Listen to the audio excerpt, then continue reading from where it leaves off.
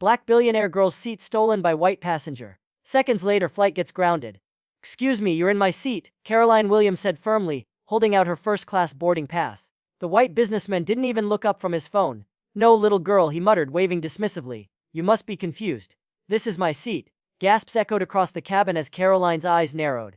What happened next would ground a flight before it ever left the runway, expose ugly prejudice at 30,000 FT, and prove that sometimes the person you underestimate has more power than you could ever imagine. This 11-year-old girl was about to teach an entire airplane a lesson about respect, dignity, and the dangerous assumption that appearances tell you everything about someone's worth.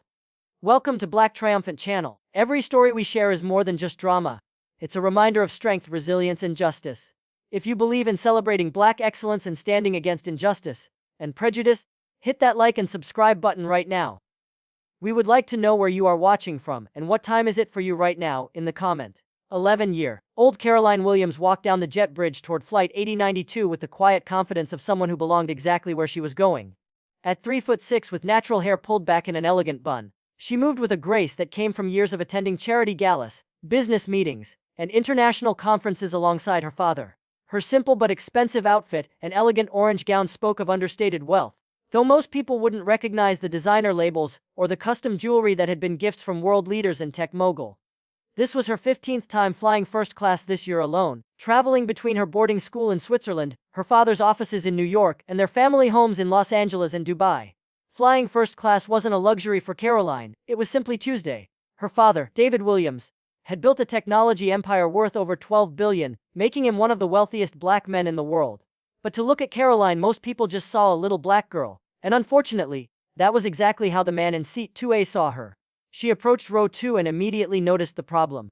A middle-aged white businessman had spread himself across her window seat like he owned the entire aircraft. His expensive suit was wrinkled from travel, his graying hair disheveled, and his general demeanor suggested the kind of entitlement that came from years of assuming the world would bend to his will. He was typing aggressively on his phone, completely oblivious to the fact that he was sitting in someone else's assigned seat.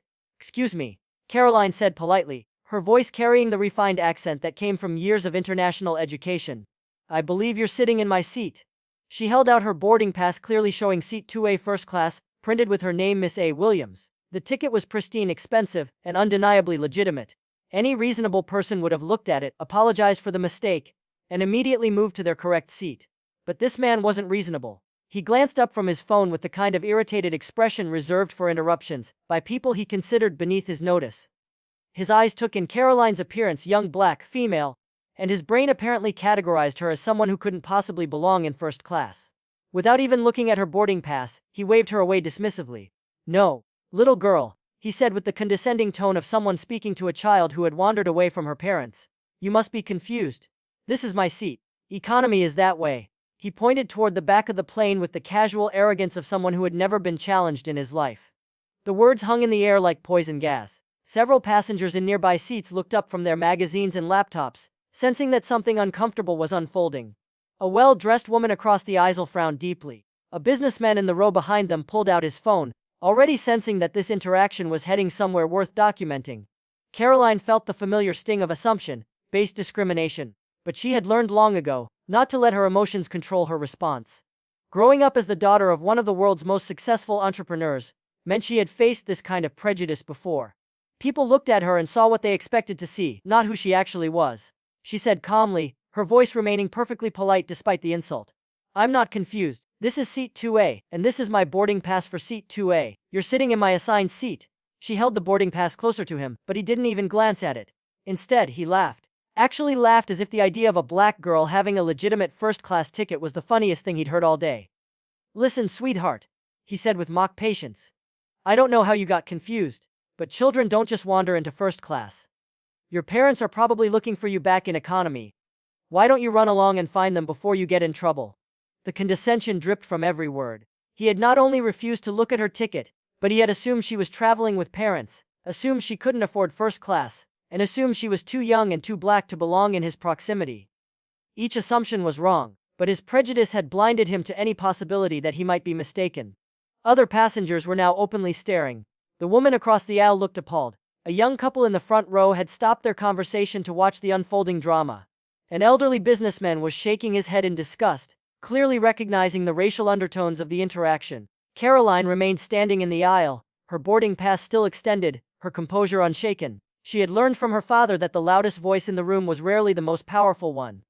True power came from calm certainty, from knowing your worth, regardless of whether others recognized it. Sir, I'm going to ask you one more time to please look at my boarding pass and move to your correct seat, she said, her voice carrying a new edge that suggested this politeness was a choice, not a weakness. The businessman finally looked up from his phone with genuine annoyance, as if this black girl was ruining his entire day by having the audacity to claim a seat he had decided belonged to him. His face twisted into an expression of exasperation mixed with what could only be described as racial resentment. Look, kid, he said loudly enough for half the cabin to hear. I don't know what game you're playing, but I've been flying first class longer than you've been alive. This is my seat. I paid for this seat and I'm not moving for some confused little girl who wandered away from mommy and daddy. The racist implications of his words hit the cabin like a slap. Several passengers gasped audibly. The woman across the aisle muttered, "Oh my God!" under her breath. The businessman with the phone was now openly recording, recognizing that he was witnessing a moment of naked prejudice that would likely go viral within hours. But what the racist passenger didn't know, what he couldn't have known, based on his ignorant assumptions, was that he had just made the biggest mistake of his life. He had chosen to discriminate against the daughter of one of the most powerful men in the world. He had decided to humiliate a girl who had access to resources and influence that could destroy his career with a single phone call. Caroline Williams was not just any 11-year-old girl. She was the heir to a business empire, the daughter of a man who owned airlines, hotels, and technology companies across 6 continents. She was someone who had dined with presidents and prime ministers, someone who spoke 4 languages, and had been featured on the cover of Forbes as one of the most influential girls in the world. And she was about to remind this racist businessman that appearances could be very, very deceiving. The flight attendant finally appeared, drawn by the commotion and the growing circle of passengers craning their necks to see what was happening. But instead of immediately checking the boarding passes and resolving the obvious seating dispute, she looked at the well-dressed white businessman and then at the black girl, and her own biases began to show. "Is there a problem here?" she asked. But her tone and body language suggested she had already decided who she believed belonged in first class and who didn't. If you're enjoying this story about standing up to discrimination, and you want to see how this powerful girl handles this racist situation, make sure to hit that subscribe button and ring the notification bell. Have you ever witnessed someone being discriminated against because of their race or age? What would you have done in this situation? Let me know in the comments below. The flight attendant's arrival should have been the moment when justice prevailed and common sense restored order to the cabin. A simple check of boarding passes would have immediately revealed that Caroline was in the right and the businessman was in the wrong. But instead of approaching the situation with professional neutrality, the flight attendant's own unconscious biases began to influence her judgment. She was a woman in her 40s with 20 years of experience in airline customer service. And unfortunately, those 20 years had taught her to make quick judgments about passengers based on appearance, age, and race. Looking at the well-dressed businessman in the expensive suit, she saw authority and legitimacy. Looking at Caroline, she saw a girl who probably didn't belong in first class. "Mom," the flight attendant said to Caroline with the kind of patronizing patience reserved for difficult children, "can I see your boarding pass?" The request itself wasn't unreasonable, but the tone and the fact that she had asked only Caroline for documentation, while ignoring the businessman's complete lack of proof, revealed where her assumptions lay. Caroline handed over her boarding pass without comment, watching as the flight attendant examined it with unnecessary scrutiny, as if she expected to find evidence of fraud or forgery. The boarding pass was legitimate, expensive, and clearly showed Caroline's assignment to C2A. But instead of immediately asking the businessman to move, the flight attendant hesitated, clearly uncomfortable with the idea of confronting a well-dressed white man on behalf of a black girl. "This does show seat 2A, the flight attendant admitted reluctantly, "but there seems to be some confusion." "Sir," she turned to the businessman with a much more deferential tone, "could I possibly see your boarding pass as well?" The businessman looked up with the irritated expression of someone whose authority had been questioned by people he considered his inferiors. "I don't need to show you anything," he said dismissively. "I've been sitting in first class for years. This little girl is obviously in the wrong section." His refusal to produce his boarding pass should have been a red flag, but the flight attendant seemed more concerned with avoiding conflict with the aggressive white passenger than with enforcing airline policy or protecting the black girl who was clearly being discriminated against. "Well," the flight attendant said weakly, "perhaps we could find Miss Williams another seat in first class. I'm sure we can work something out that makes everyone comfortable." The suggestion was outrageous. Caroline had paid for a specific seat, had a boarding pass proving her right to that seat, and was being asked to compromise because a racist stranger had decided she didn't belong there. It was exactly the kind of institutional bias that her father had spent his entire career fighting against in boardrooms and business deals around the world. But before Caroline could respond, the businessman escalated the situation with words that revealed the true depth of his prejudice. "You should go find your economy seat," he said with a smirk that made his racist intent unmistakable. "Maybe back near the bathrooms where you belong. I'm sure your parents are wondering where their little girl wandered off to." The words hit the cabin like a bomb. Several passengers gasped audibly. A woman in the front row covered her mouth in shock. The businessman recording on his phone zoomed in, recognizing that he was capturing a moment of pure, unfiltered racism that would likely become evidence in a civil rights lawsuit. The comment about the bathrooms was particularly vicious, playing into historical stereotypes about where black people belonged on transportation. Some passengers chuckled under their breath, whether from nervousness or agreement was unclear, but their laughter only added to the hostile environment being created around an 11-year-old girl who had done nothing wrong except exist while black in first class. Caroline felt the familiar fire of righteous anger building in her chest. But she had learned from her father's example how to channel that anger into something more powerful than emotion. David Williams had taught her that the most effective response to discrimination wasn't fury, it was icy calm combined with devastating action. "Sir," she said, her voice remaining perfectly controlled despite the racial abuse she was enduring. "I paid for this seat with my own money. I belong here more than you do since you apparently don't even have a boarding pass to prove you belong anywhere on this aircraft." Her words were precise and cutting, delivered with the kind of quiet authority that made several passengers sit up and take notice. This wasn't just a confused girl. This was someone who spoke with the confidence of someone accustomed to being heard and respected. But the businessman was too deep in his racist assumptions to recognize the warning signs.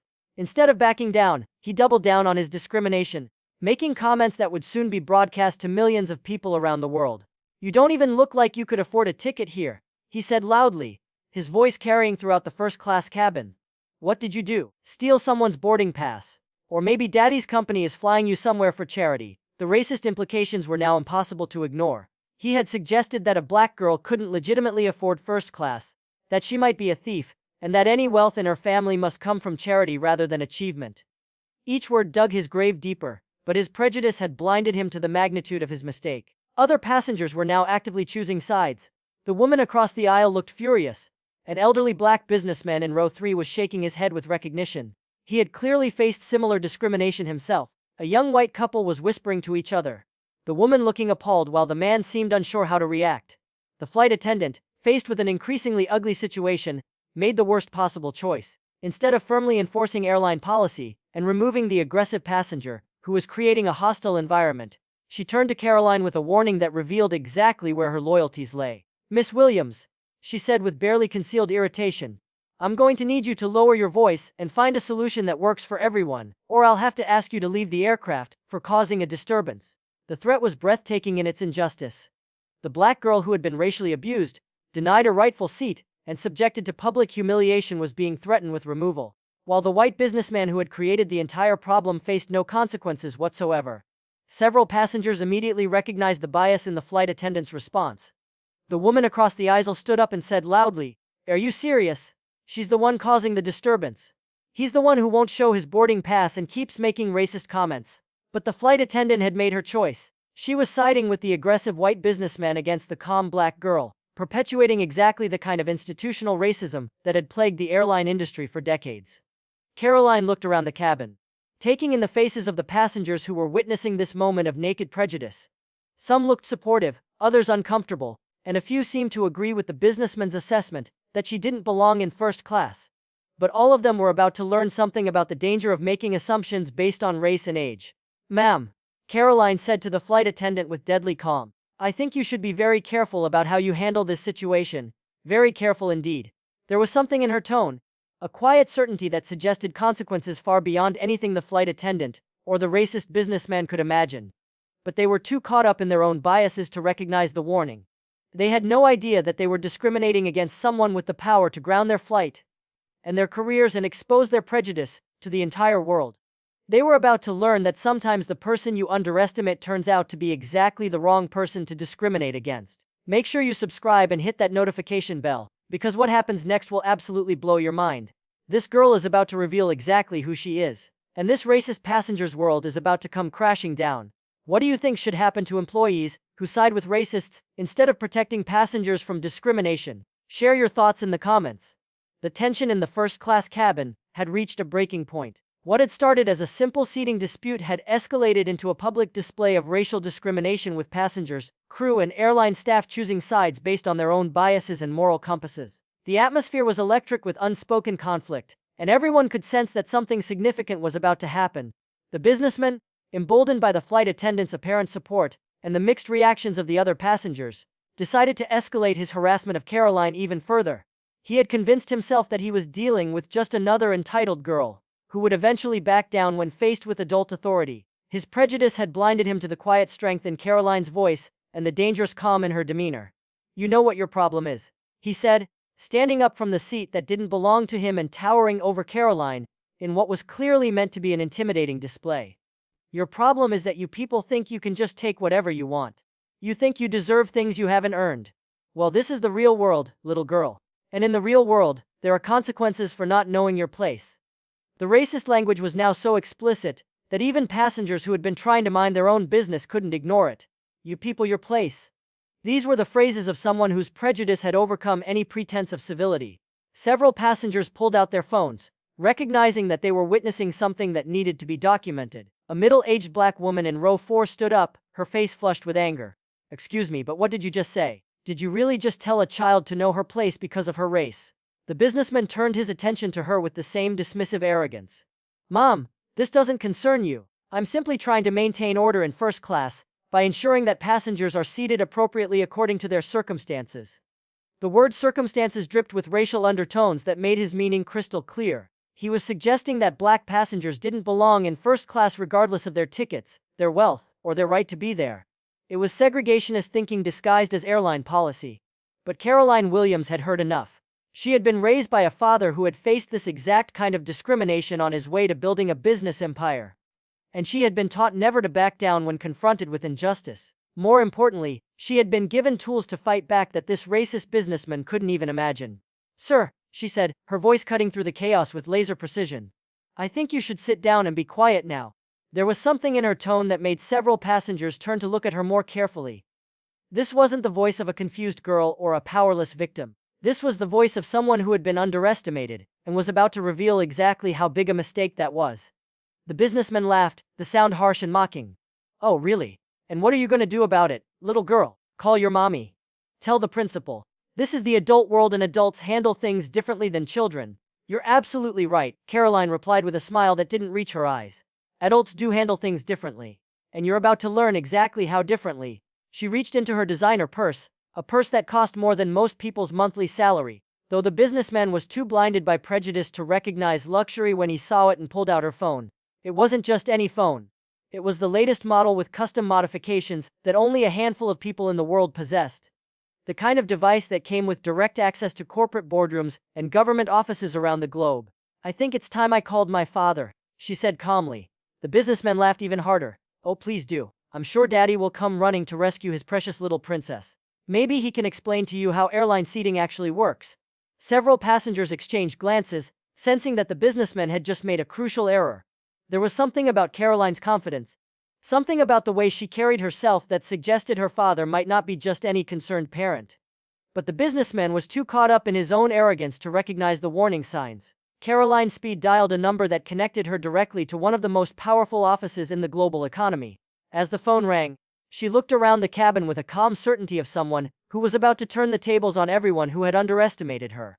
"Hello, Daddy," she said when the call connected, her voice carrying clearly through the quiet cabin. "I'm sorry to bother you during your board meeting, but I have a situation that requires your immediate attention." The businessman was still smirking, completely unaware that he was about to face consequences beyond his worst nightmares. The flight attendant looked nervous for the first time, beginning to sense that maybe she had misjudged the situation. Other passengers leaned forward, trying to hear both sides of the conversation. "I'm on flight 8092 to Denver," Caroline continued, "and there's a passenger in my assigned seat who refuses to move. He's made several racist comments, called me names, and suggested that black passengers don't belong in first class. The flight attendant is supporting his position and has threatened to remove me from the aircraft for demanding my rightful seat." She paused, listening to her father's response. then looked directly at the businessman with an expression that could freeze water. His name, she said into the phone. Let me ask him. She turned to the businessman with mock politeness. Sir, could you please tell me your name? My father would like to know exactly who he's dealing with. The businessman's smirk began to falter slightly, but his arrogance was still intact. Tell your daddy that my name is Robert Henderson, and I've been flying first class since before you were born. Maybe he can teach his daughter some manners while he's at it. Caroline repeated the name into the phone, then listened as her father's voice became audible to passengers sitting nearby. What they heard made several of them gasp in recognition and fear. Robert Henderson, the voice from the phone said with icy authority. I want you to listen very carefully to what I'm about to tell you. You have just made the biggest mistake of your life.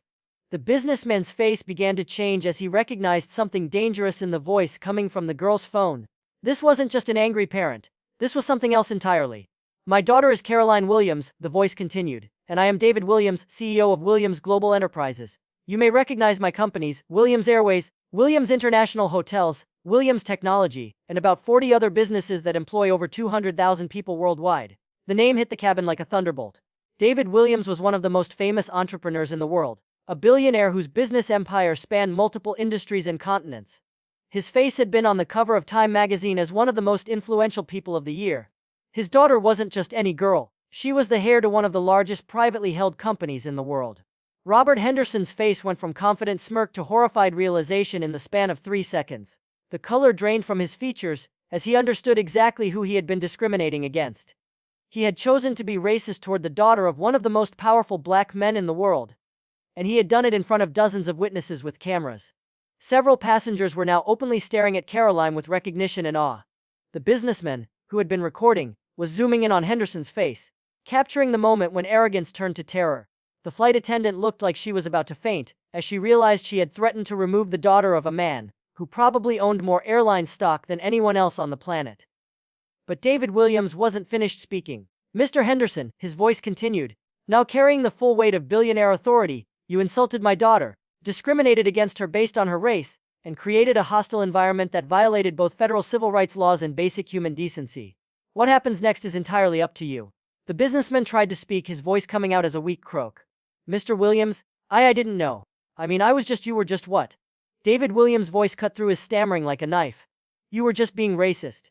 You were just assuming that a black girl couldn't possibly belong in first class. You were just revealing exactly the kind of person you really are. Henderson looked around the cabin desperately, as if hoping someone might defend him or offer him an escape route. But every face he saw reflected disgust, anger, or satisfaction at seeing justice about to be served. The passengers who had witnessed his discrimination now understood they had watched someone choose exactly the wrong target for their prejudice. The flight attendant tried to salvage the situation with damage control. Mr. Williams, I apologize for any misunderstanding. I'm sure we can resolve this situation quickly. And there is no misunderstanding. David Williams' voice interrupted her with Arctic coldness. You sided with a racist passenger against my daughter. You threatened to remove her from an aircraft while allowing him to continue his discrimination. You failed in your most basic duty to protect passengers from harassment. Caroline stood calmly in the aisle, watching as the two adults who had humiliated her just minutes earlier began to understand the magnitude of their mistake. Her father had taught her that true power wasn't about revenge. It was about justice and ensuring that discrimination had consequences that would prevent it from happening to others. Now, David Williams continued, his voice filling the cabin with absolute authority. Here's what's going to happen next. Make sure you're subscribed because what happens next will absolutely shock you. This billionaire CEO is about to demonstrate exactly what real power looks like when someone discriminates against his daughter.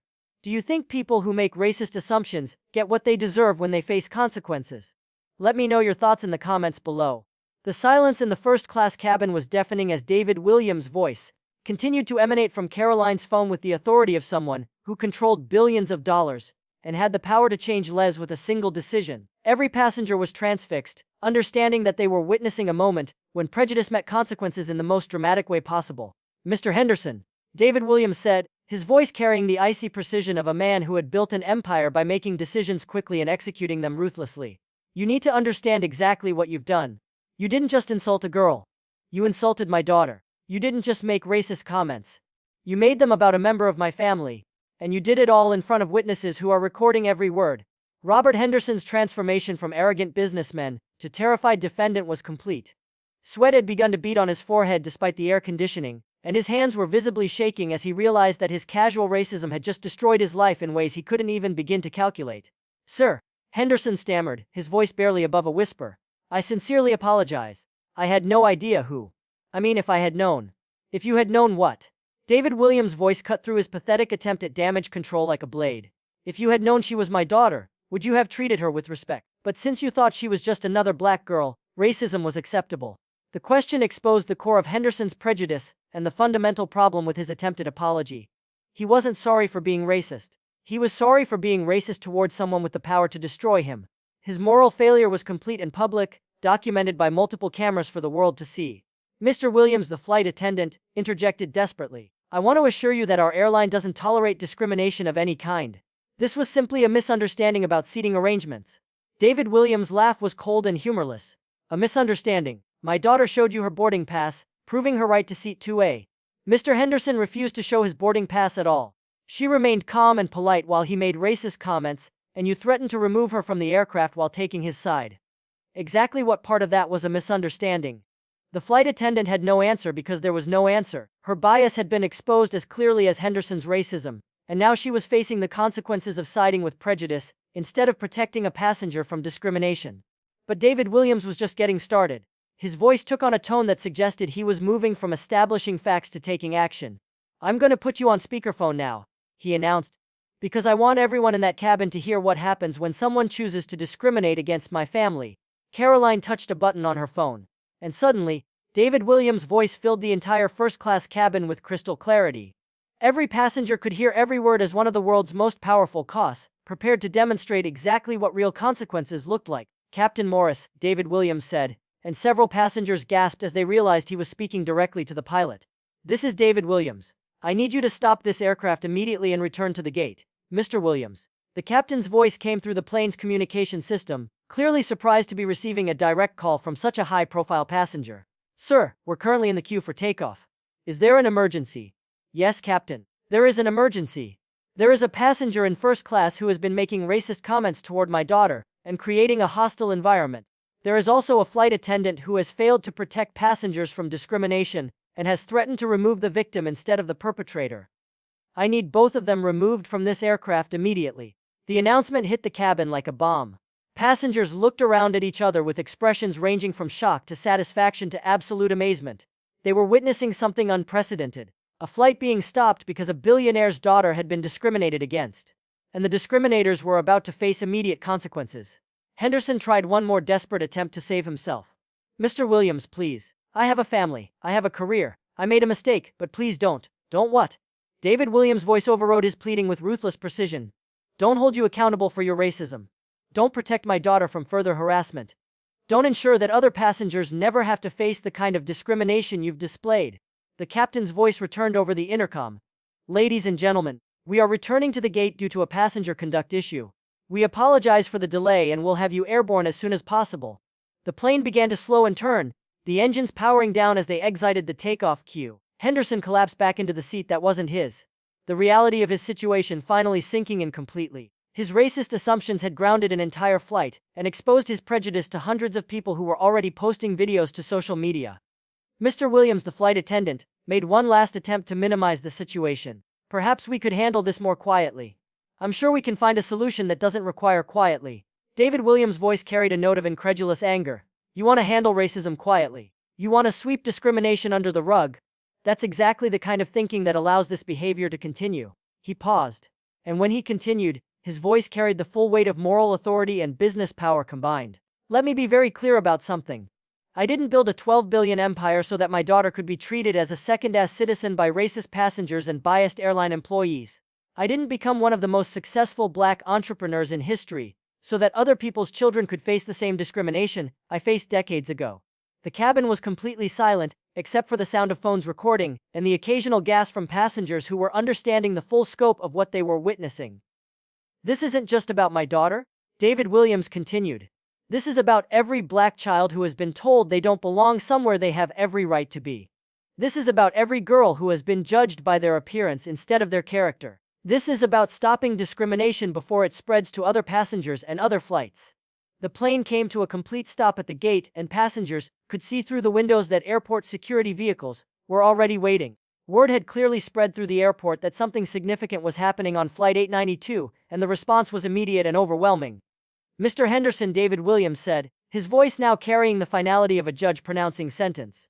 You chose to be racist toward my daughter in front of dozens of witnesses. You assumed that a black girl couldn't belong in first class. You created a hostile environment based on your prejudices. And now you're going to face the consequences of those choices. Henderson was crying now, tears of self-pity rather than genuine remorse. Understanding that his life was about to change dramatically and permanently, his racism had been caught on camera, broadcast to the world, and he was about to be removed from an aircraft by security, while millions of people watched the videos online. Security is boarding the aircraft now. David Williams announced they will be removing both Mr. Henderson and the flight attendant who failed to protect passengers from his discrimination. After that, Flight 8092 will continue to Denver, and my daughter will sit in her rightfully assigned seat with the dignity and respect that every passenger deserves. The sound of footsteps on the jet bridge announced the arrival of airport security, federal agents, and airline executives who had been summoned to deal with what was already being called the most documented case of airline discrimination in history. Caroline Williams stood calmly in the aisle, watching as the adults who had humiliated her prepared to face justice. She had learned from her father that true power wasn't about revenge. It was about ensuring that discrimination had consequences that would prevent others from facing the same treatment. The racist businessman and the biased flight attendant were about to discover that sometimes the person you choose to discriminate against has more power than you could ever imagine. Don't forget to subscribe and hit that notification bell, because you need to see what happens when security boards this plane, and these discriminators face the consequences of their actions. Have you ever seen someone's racism come back to destroy their life dramatically? Share your thoughts about what these people deserve in the comments below. The jet bridge echoed with the sound of multiple footsteps as a small army of officials boarded Flight 892. Airport security led the way, followed by FBI agents, airline executives, and what appeared to be legal representatives. The presence of federal agents transformed the situation from a simple airline incident into a potential criminal investigation, and every passenger in the cabin understood they were witnessing something that would make international headlines. The lead security officer, a tall man with 20 years of experience dealing with difficult passengers, approached the first-class section with the grim expression of someone who had been briefed on exactly what had transpired. Behind him, a woman in an expensive suit who was clearly a high-ranking airline executive looked like she was preparing for the crisis management challenge of her career. Ladies and gentlemen, the security chief announced to the cabin, I am Officer Rodriguez with Denver Airport Security. We are here to address a reported incident of passenger discrimination and to ensure the safety and comfort of all travelers. We ask for your cooperation as we resolve this matter. His eyes immediately found Robert Henderson, who was still sitting in Caroline's assigned seat, looking like a man who had just watched his entire life collapse in real time. The businessman's expensive suit was now wrinkled and soaked with nervous sweat, his earlier arrogance completely replaced by the desperate terror of someone facing consequences he never imagined possible. Mr. Henderson, Officer Rodriguez said with professional authority, I need you to gather your belongings and come with us immediately. Henderson tried one final pathetic attempt to avoid his fate. Officer, there's been a terrible misunderstanding. I was just trying to maintain order in first class. This young lady seemed confused about her seating assignment, and I was simply Sir. The FBI agent who had boarded behind security interrupted with icy professionalism. We have multiple video recordings of your conduct, including your explicit racist statements and your refusal to show your boarding pass. There is no misunderstanding here. The agent held up his phone, which was displaying one of the many videos that passengers had recorded and immediately uploaded to social media. The footage clearly showed Henderson's discriminatory behavior, his racist comments, and his arrogant refusal to acknowledge Caroline's legitimate boarding pass. Furthermore, the agent continued, we have a complaint from David Williams alleging federal civil rights violations. Your conduct today potentially violates multiple federal statutes regarding discrimination in public accommodations. The words federal civil rights violations sent a visible shiver through Henderson's body. He was no longer just facing embarrassment or job consequences. He was potentially facing criminal charges that could result in federal prosecution, substantial fines, and even prison time. The airline executive stepped forward, her face pale with the understanding that her company was facing a public relations nightmare of epic proportions. Mr. Henderson, I am Sarah Mitchell, Senior Vice President of Customer Relations for the airline. I need you to understand that your behavior today violates every policy and value our company stands for. She turned to address the entire cabin, clearly aware that dozens of cameras were recording her every word. On behalf of our airline, I want to apologize to Miss Williams and to every passenger who witnessed this unacceptable display of discrimination. This behavior does not represent our company values, and we will be taking immediate and comprehensive action to address it. But Henderson wasn't finished making his situation worse. Desperate and panicking, he made one final appeal that only served to dig his grave deeper. "You don't understand," he said, his voice rising with hysteria. "I've been flying first class for 20 years. I'm a platinum member. I deserve better treatment than this. I was just trying to maintain standards." The racist implications of his words that standards meant keeping black girls out of first class were lost on no one in the cabin. Several passengers groaned audibly at his continued display of prejudice, even in the face of law enforcement.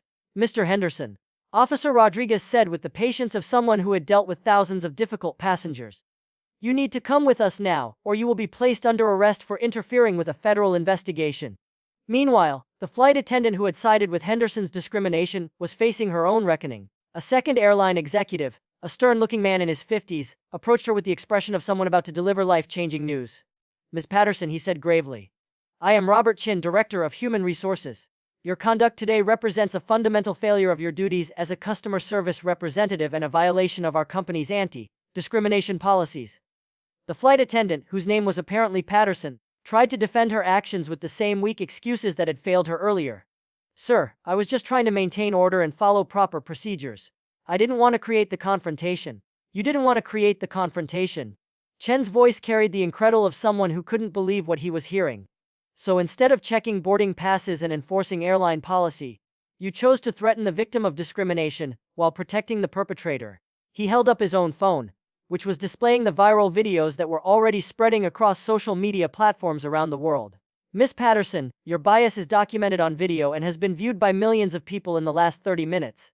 You threatened to remove a passenger for demanding her rightfully assigned seat, while allowing a racist customer to continue his harassment." The flight attendant's face crumpled as she realized that her career was over just as definitively as Henderson's. She had let her own unconscious biases influence her professional judgment, and now she was facing the consequences in the most public way possible. But the most dramatic moment was yet to come. As Henderson finally stood up from Caroline's seat, gathering his belongings with shaking hands, David Williams' voice returned over the phone speaker with an announcement that would be remembered long after the flight landed. "Ladies and gentlemen," his voice filled the cabin with absolute authority, "I want you to understand what you've witnessed today. You've seen how quickly and completely racism can be exposed when someone chooses the wrong target for their discrimination." Every passenger was listening intently, understanding that they were hearing from one of the most powerful business leaders in the world as he delivered a lesson about prejudice and consequences. "Mr. Henderson assumed that because my daughter is young and black, she couldn't possibly belong in first class. He never considered that she might be the daughter of someone with the power to ground his flight and end his career. His prejudice blinded him to the possibility that appearances can be very deceiving."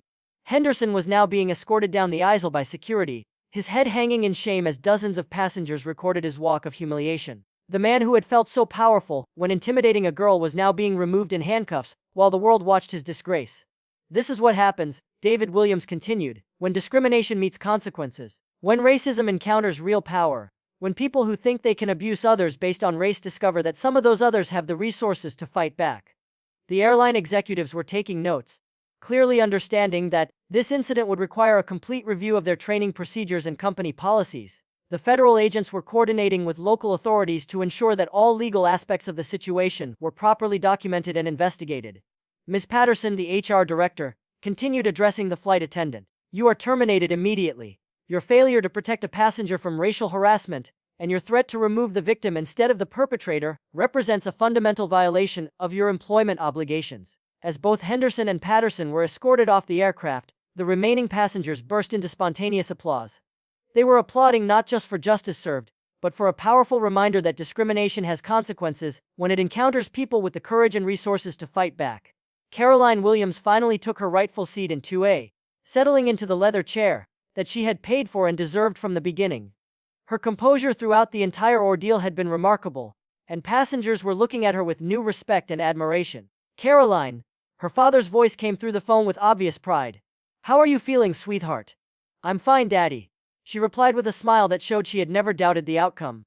"I knew you would take care of it. You handled yourself perfectly, Princess. You remained calm. You stood up for your rights, and you showed everyone in that cabin what real strength looks like." The captain's voice returned over the intercom with an announcement that brought the extraordinary incident to its conclusion. "Ladies and gentlemen, the situation has been resolved. We will be departing for Denver momentarily. On behalf of the entire crew, I want to apologize for the delay and commend our passengers for their patience during this unfortunate incident. As the plane prepared for takeoff, passengers continued to process what they had witnessed. They had seen racism exposed and punished in real time. They had watched a girl demonstrate more grace under pressure than most adults could manage. And they had learned that sometimes the person you choose to discriminate against has more power than you could ever imagine. The videos of the incident were already going viral around the world, turning Henderson and Patterson into symbols of how quickly discrimination can destroy lives when it meets consequences. But more importantly, Caroline Williams was becoming a symbol of dignity, strength, and the power of standing up for what's right. If this story of courage, justice, and standing up to discrimination inspired you, make sure you're subscribed for more powerful stories about people who refuse to accept injustice. Have you ever witnessed discrimination and wished you had spoken up? How can we all work together to ensure that everyone is treated with the dignity they deserve? Share your thoughts and experiences in the comments below, and let's continue this important conversation about creating a world where respect truly is not optional.